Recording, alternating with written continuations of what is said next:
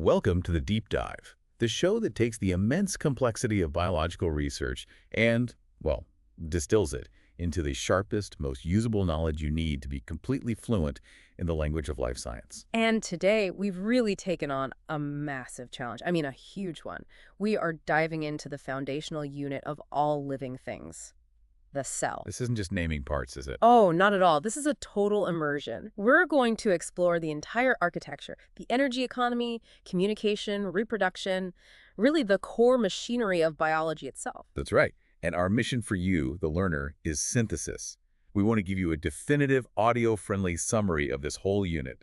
The goal is for you to walk away with all the critical concepts. From, say, the constraints of scale all the way to the chemical logic of how ATP is made. Exactly. All without the cognitive drag of a 1,000-page textbook. By the end of this, you should have a complete mental map of how a eukaryotic cell actually works. And the central idea, the thing that holds all this together, is that the cell is the basic unit of structure and function.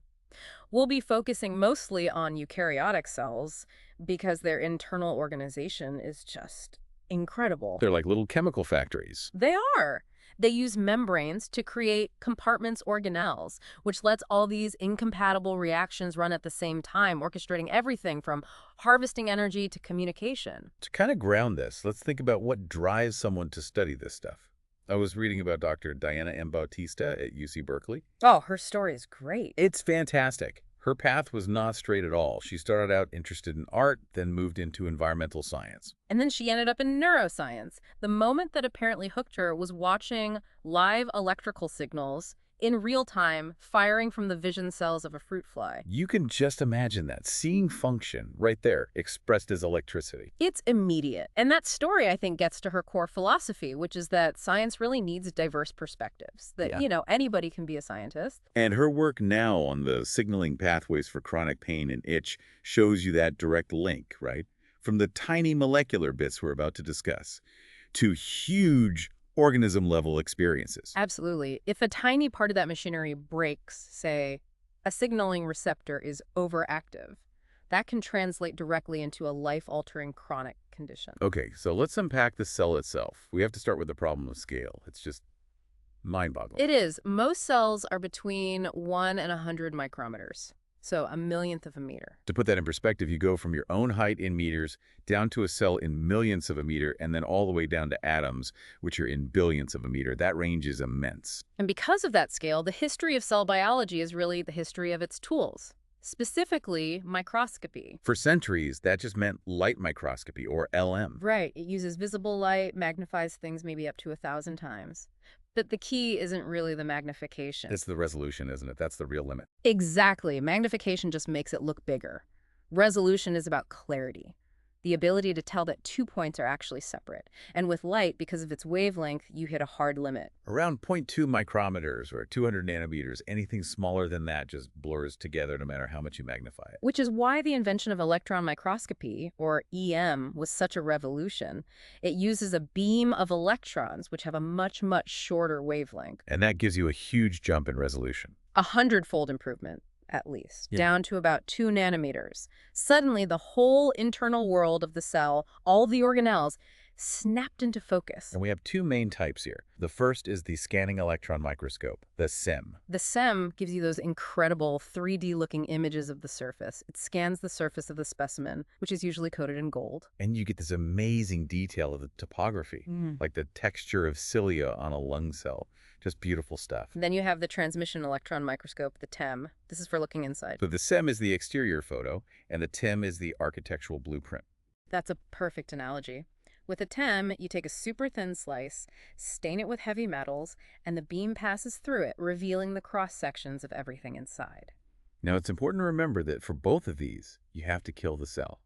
You're fixing it, and that can sometimes create artifacts, things that weren't really there. Right, and that's why the newer techniques are so unbelievably exciting, like cryo-EM. Where you flash freeze the sample. Exactly, at like -160 Celsius. You avoid all the chemical fixatives, so you get to see structures, even huge protein complexes, in their natural state. It's a massive leap. And on the light microscopy side, you've got super-resolution microscopy, which somehow breaks that old 200 nanometer barrier. Yeah, these techniques let you see things as small as 10 to 20 nanometers and often in living cells, so you can watch the cytoskeleton move in real time. Okay. It's incredible. Okay, so now that we can see them, what actually defines a cell? What do they all have in common? Well, there are a few universal features. All cells, no matter what, have a plasma membrane. They have cytosol, the fluid inside. They have chromosomes made of DNA. And they have ribosomes, the protein factories. But the big dividing line, the one that separates all of life, is prokaryotic versus eukaryotic. Right. Eukaryotes, that's us, plants, fungi. We keep our DNA in a true membrane-enclosed nucleus. And we have all these other internal organelles. Whereas prokaryotes, like bacteria, have their DNA just concentrated in a region called the nucleoid, no membrane around it. That internal compartmentalization is really the defining feature of complex life. And that brings us to a really fundamental design constraint for all life, the surface area to volume ratio. This is the reason cells have to be small. It's pure mathematics. Yeah. As a cell gets bigger, its volume, which dictates its metabolic needs, its waste production, that increases by the cube of its size. But its surface area, the membrane that has to handle all the import and export, that only increases by the square. So, you run into a bottleneck. If the cell gets too big, the surface just can't keep up with the demands of the massive internal volume. You need a high surface area to volume ratio to be efficient. Which is why cells are microscopic. But of course, life has found clever workarounds. Oh, absolutely. Think about the cells lining your small intestine. They need to absorb a ton of nutrients. So they have those little projections, the microvilli. Exactly.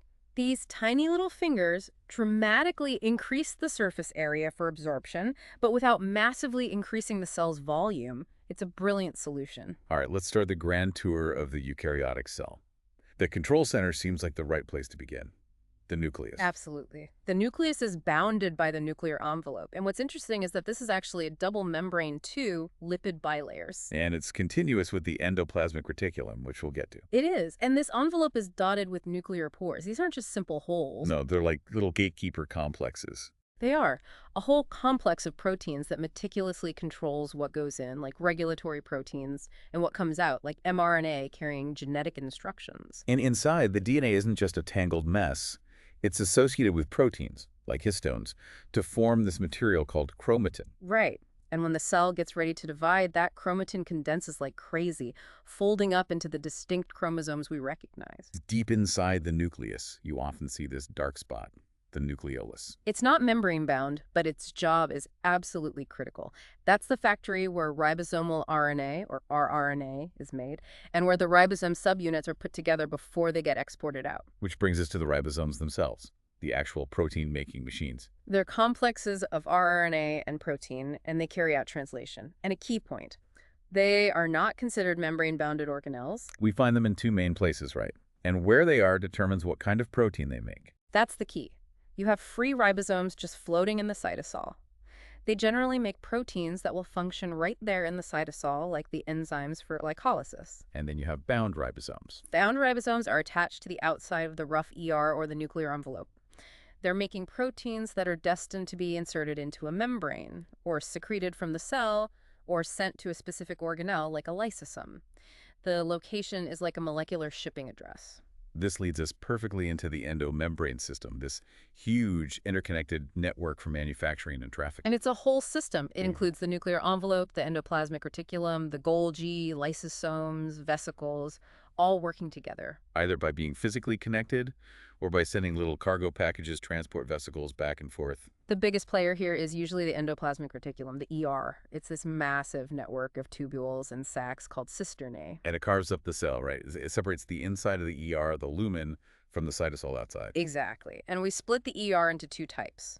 First, the smooth ER, no ribosomes. Its functions are so diverse. It's where you synthesize lipids, oils, steroids, phospholipids. It's involved in carbohydrate metabolism. And crucially, it's the cell's detoxification center. It helps break down drugs and poisons, often by adding hydroxyl groups to make them more water-soluble so your body can flush them out. And in muscle cells, it has that specialized role of storing calcium A ions. huge one. The regulated release of that calcium is what triggers muscle contraction. Then we have the rough ER, which is rough, because it's studded with those bound ribosomes. So its main job is to synthesize all those proteins that are part of the export pathway. As the protein is being made, it's threaded directly into the ER lumen. And inside, it folds up, gets modified. Sometimes carbohydrates are added to make glycoproteins. And there's quality control, too. If a protein is misfolded, it's usually held back. Then the finished proteins are packaged into transport vesicles that bud off and head to the next stop. Which is the Golgi apparatus, Yeah. the cell's post office, basically. Yeah, the modification, sorting, and shipping center. It's a stack of flattened sacs, also called cisternae, but unlike the ER, they're not all connected. It has a clear directionality to it. There's a receiving side and a shipping side. Right. The cis face receives vesicles from the ER. The trans face is where new vesicles pinch off to go to their final destinations. And the model for how this works has changed. It's not just a static assembly line. No, this external maturation model suggests that the sacs themselves actually move and mature, progressing from the cis to the trans face, changing their contents as they go. It's a much more dynamic picture. So once a vesicle ships from the Golgi, one place it might go is a lysosome. The cell's recycling center.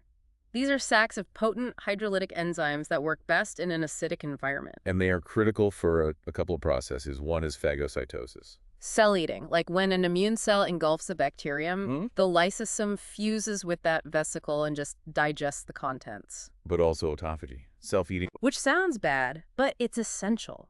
This is how the cell breaks down and recycles its own old, worn-out parts. It's a constant process of renewal. The last part of this system we should touch on is vacuoles. These are basically large vesicles. In plant cells, they are enormous. The central vacuole can take up most of the cell's volume. And it does everything for the plant cell. Digestion, storage of nutrients, holding waste products. And critically, it's how the cell grows. By just taking in water, the vacuole can expand the cell dramatically without the plant having to create a bunch of new cytoplasm. It's what generates the turgor pressure that keeps plant from wilting. Exactly. It's absolutely essential. Okay, moving away from the endomembrane system, we get to the two powerhouses of the cell, mitochondria and chloroplasts. Right. And they are not part of that vesicle trafficking system. They're special, and they share some really fascinating features that point to their evolutionary history. Yes, the endosymbiont theory. The evidence is just so strong. They both have double membranes, they have their own circular DNA, just like bacteria, and they have their own ribosomes. They can even grow and reproduce somewhat independently inside the cell. The idea being that an ancient eukaryote engulfed a bacterium that could do aerobic respiration. And that became the mitochondrion. And later, another one engulfed a photosynthetic bacterium, which became the chloroplast, a partnership that changed the world. Let's start with mitochondria, the sites of cellular respiration. You have a smooth outer membrane, but the inner membrane is highly, highly folded. These folds are called cristae. And this is another one of those form follows function examples, isn't it? A perfect one.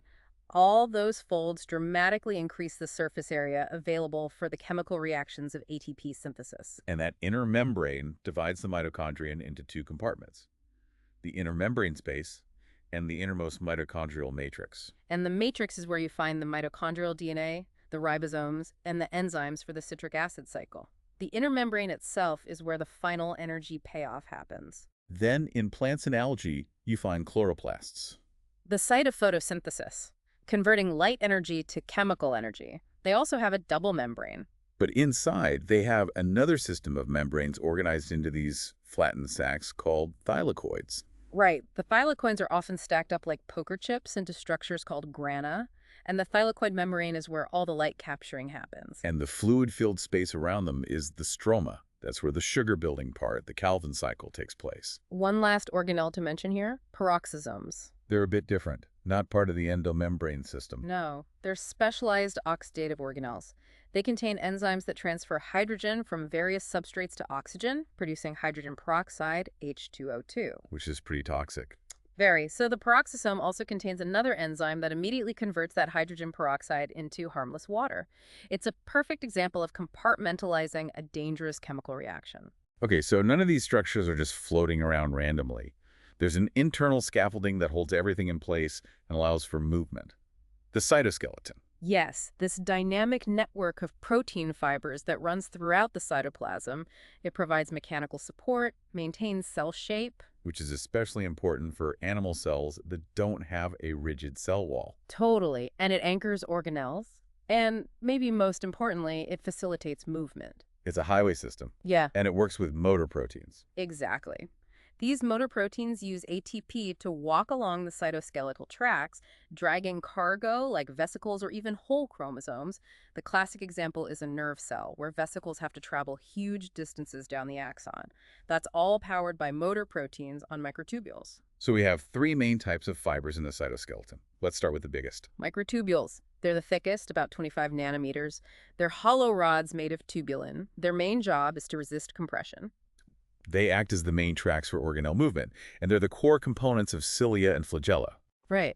And those modal cilia and flagella have that classic 9+2 arrangement of microtubules.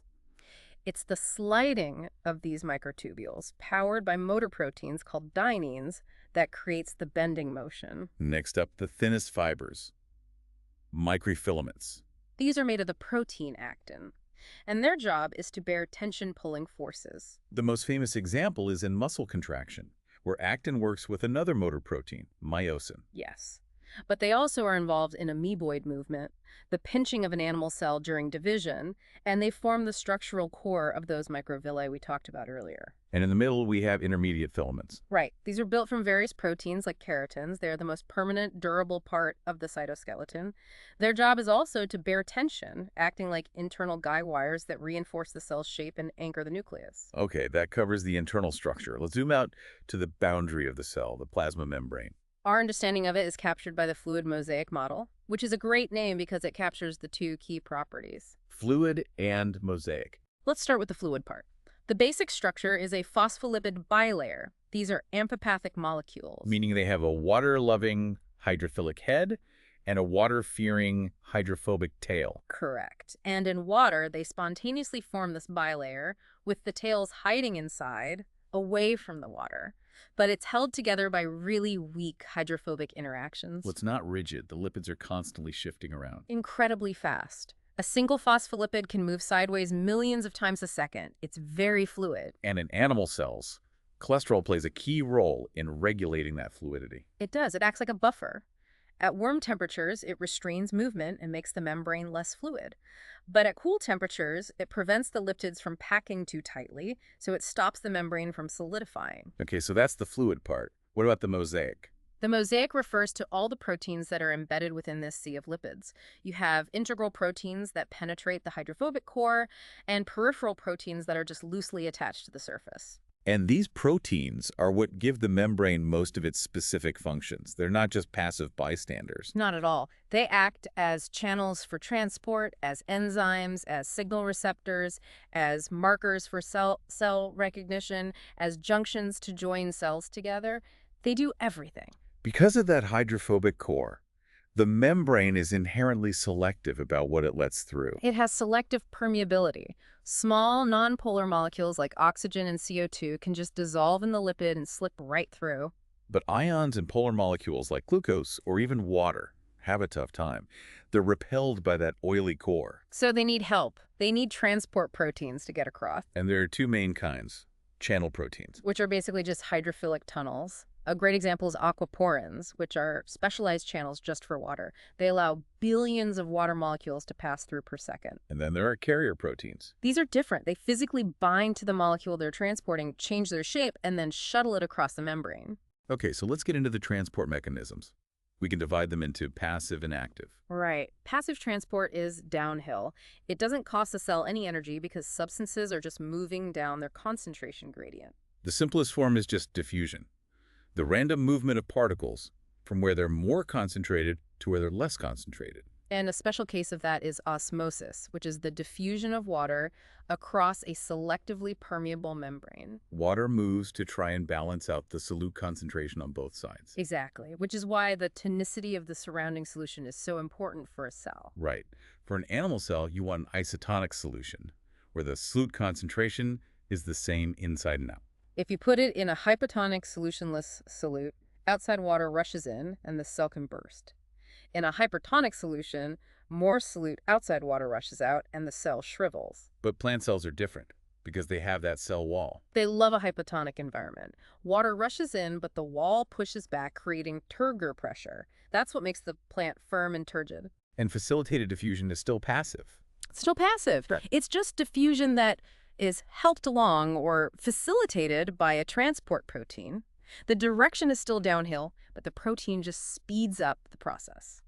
But sometimes a cell needs to move something uphill against its concentration gradient. And for that, you have to do work. You have to spend energy. That's active transport. This is where ATP comes in. Almost always. Active transport uses carrier proteins, or pumps.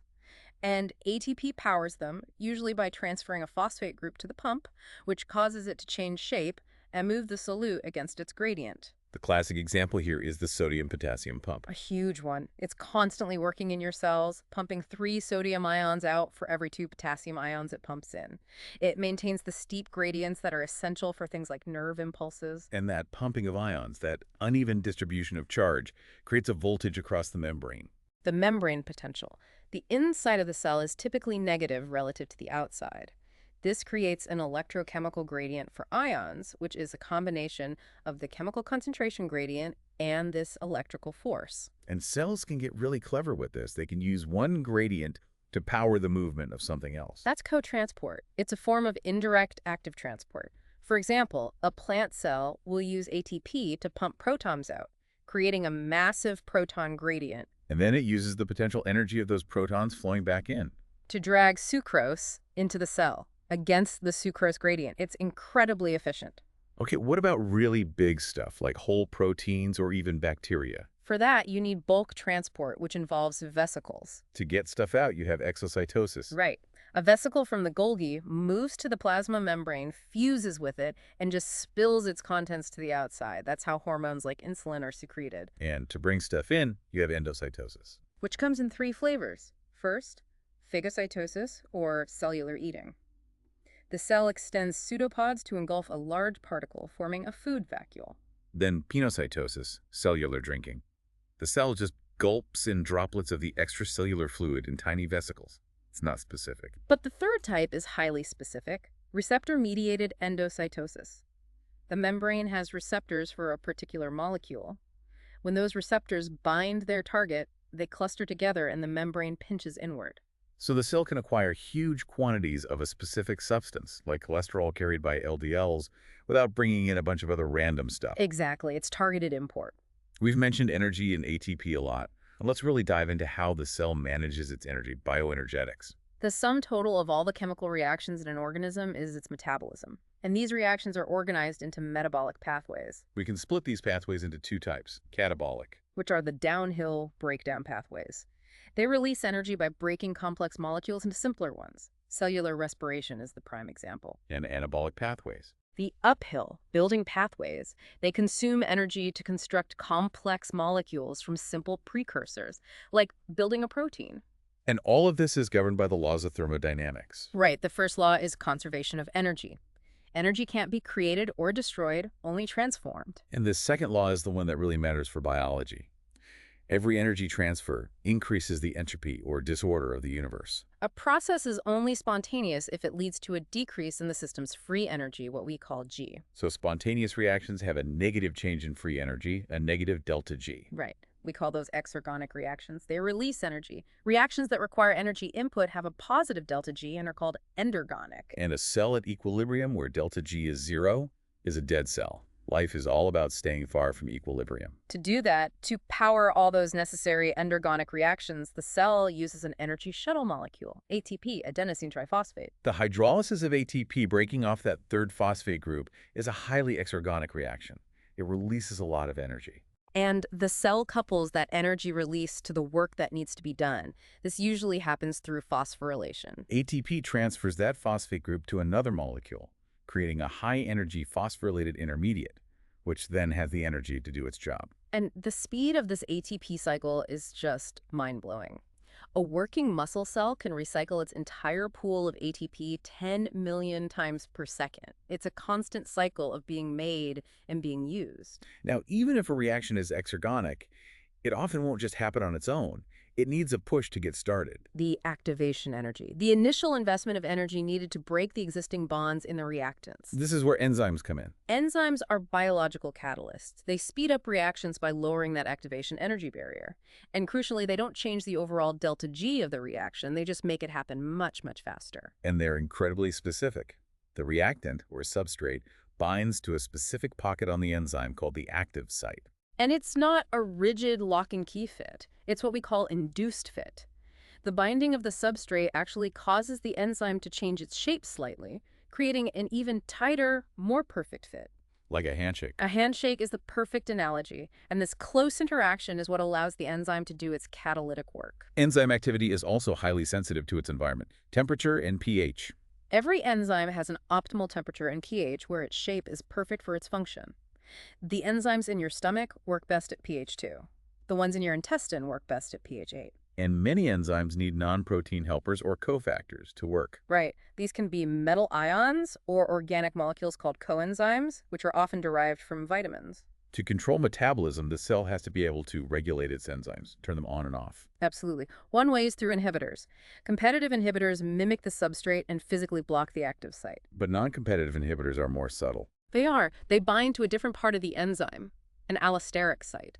This binding changes the overall shape of the enzyme, making the active site non-functional. And this idea of allosteric regulation is a major control mechanism. Molecules can bind to these allosteric sites to either activate or inhibit the enzymes. It's like a remote control on-off switch. And it leads to really elegant control systems like feedback inhibition. Where the final product of a metabolic pathway comes back and inhibits an enzyme early in that same pathway. Exactly. It's a self-regulating system. When you have enough of the product, the assembly line automatically shuts down to conserve resources. It's brilliant. Okay, let's apply all this to the big one.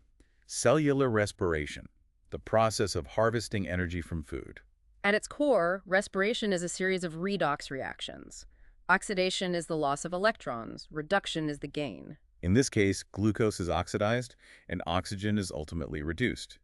Electrons are moving from a high-energy state in glucose to a low-energy state in water. And that downhill fall of electrons is what releases the energy that the cell captures to make ATP. But the electrons don't just fall directly onto oxygen. That would be like an explosion. Right. They are first transferred to an electron carrier, the coenzyme NAD+, in reducing it to NADH. NADH then carries these high-energy electrons to the final stage of the process. This whole process happens in 3 main stages. Stage 1 is glycolysis. This happens in the cytosol. It splits a 6-carbon glucose into 2 3-carbon pyruvate molecules. And you get a small net profit, 2 ATP and 2 NADH. Yeah. And this happens whether oxygen is present or not. If oxygen is present, we move to stage 2. Pyruvate enters the mitochondrion, is converted to acetyl-CoA, and then enters the citric acid cycle. The Krebs cycle. This is where the rest of the carbon from the original glucose is oxidized and released as CO2. And the main output isn't ATP directly. You get a little, but the vast majority of the energy is captured in the form of more NADH and another electron carrier, FADH2. So by the end of stage 2, the glucose is completely gone, and all its energy is now stored in these electron carriers. Which brings us to stage 3. Oxidative phosphorylation. This is where the big ATP payoff happens, and it accounts for about 90% of the total ATP made. It has 2 parts, the electron transport chain and chemiosmosis. The electron transport chain, or ETC, is a series of protein complexes in the inner mitochondrial membrane. NADH and FADH2 drop off their high-energy electrons at the top of this chain. And as the electrons are passed down the chain from one protein complex to the next, they lose energy. Now, this energy is not used to make ATP directly. Instead, it's used by the protein complexes to pump protons, H+ ions from the mitochondrial matrix into the inner membrane space. So you're building up a huge concentration of protons in that narrow space. You're creating a powerful electrochemical gradient, a store of potential energy called the proton-motive force. The final electron acceptor at the end of the chain is oxygen, which combines with protons to form water. And now, chemiosmosis. This is where that proton-motive force is cashed in.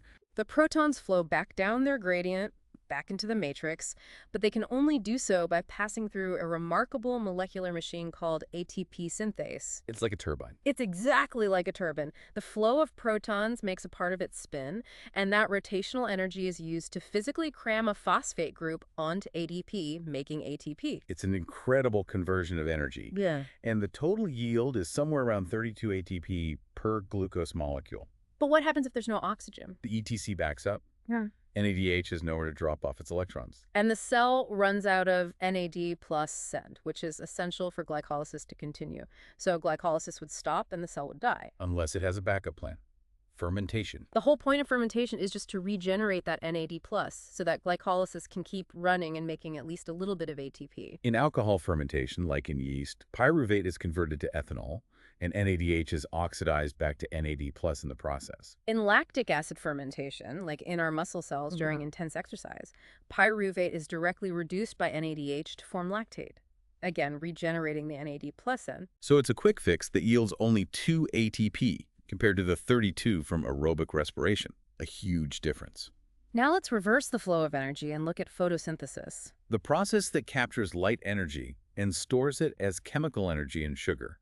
It's essentially respiration in reverse. The overall equation is $6 text CO2 plus 12 text HOtex plus light energy gives you glucose, oxygen, and water. It's an endergonic process. In this redox reaction, water gets oxidized and CO2 gets reduced to form sugar.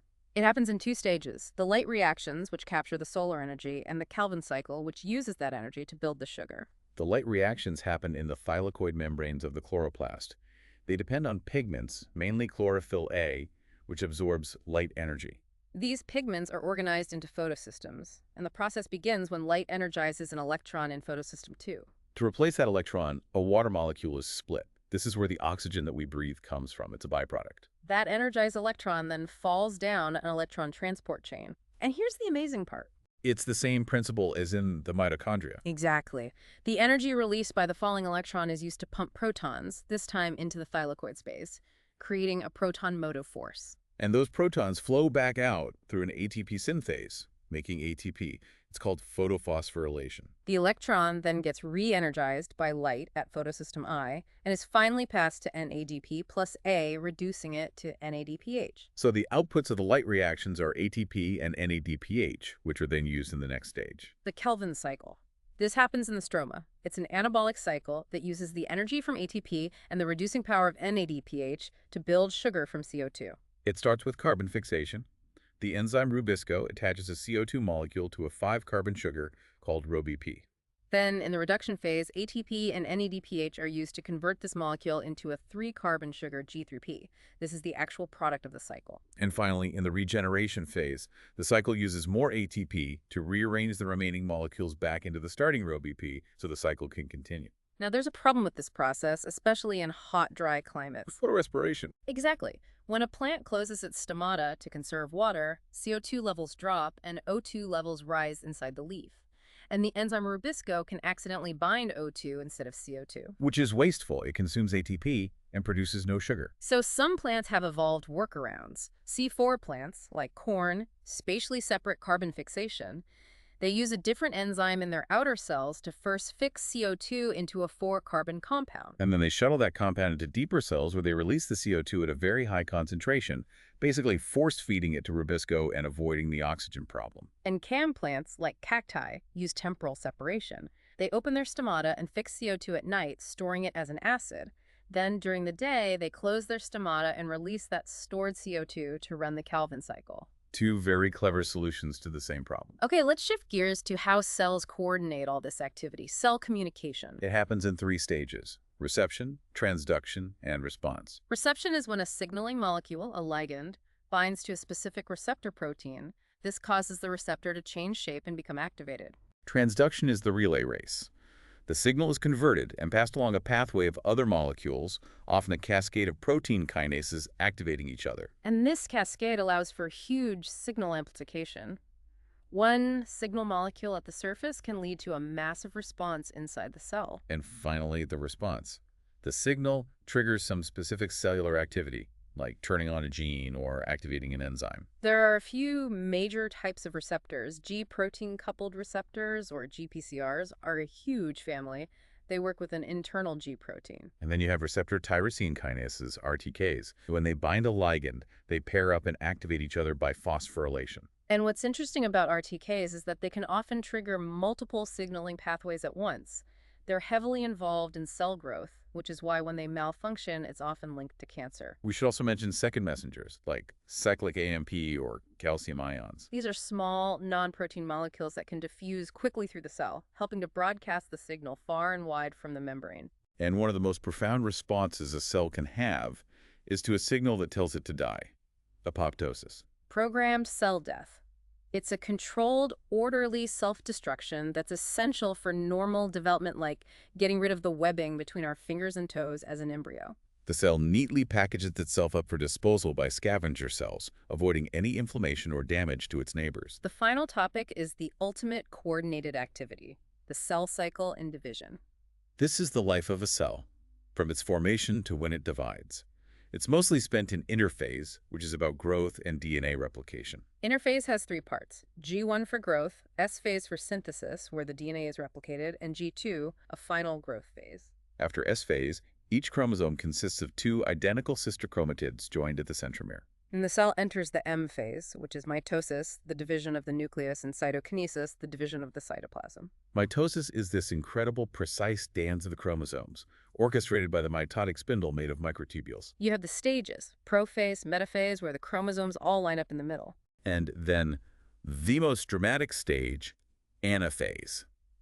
An enzyme suddenly cleaves the proteins holding the sister chromatids together, and they are pulled apart to opposite poles of the cell. It's spectacular to watch. After telophase, where new nuclei form, cytokinesis finishes the job. In animal cells, a contractile ring of actin pinches the cell in two. And in plant cells, a cell plate forms down the middle and grows outward. The whole process is controlled by a cell cycle control system, with checkpoints to ensure everything is happening correctly. The key players are proteins called cyclins, whose levels fluctuate, and cyclin-dependent kinases, or CDKs. When a cyclin binds to a CDK, it forms an active complex, like MPF, that gives the cell the go signal to pass a checkpoint and enter mitosis. And these checkpoints are vital. The M checkpoint, for example, will not let anaphase begin until it gets a signal that all chromosomes are properly attached to the spindle. And when this control system fails, when cells escape these checkpoints and divide uncontrollably, that's the basis of cancer. It was a huge amount of ground to cover. It was. But it's the ultimate synthesis, really, a journey through the fundamental operational unit of life. We started with the architecture, the physical need for cells to be small. Then we followed the energy, from light being captured in chloroplasts to glucose being broken down in mitochondria. We saw how it's all governed by thermodynamics and managed by enzymes. And finally, we saw the dynamic side of it all, the communication pathways and the tightly controlled mechanics of the cell cycle that allow life to continue. The interconnectedness is really the biggest takeaway for me. The fact that you see the same mechanism, chemiosmosis, at work in both photosynthesis and respiration. Absolutely. The cell is a master of reusing parts and principles. It's not just a bag of chemicals, it's a hyper-coordinated engine whose amazing properties emerge from the integration of all these molecular parts. Which brings us to a final provocative thought. We mentioned that cellular respiration is only about 34% efficient at capturing the energy in glucose as ATP. The rest is lost as heat, which is required by the second law of thermodynamics to increase the entropy of the universe. Right. But my question is this.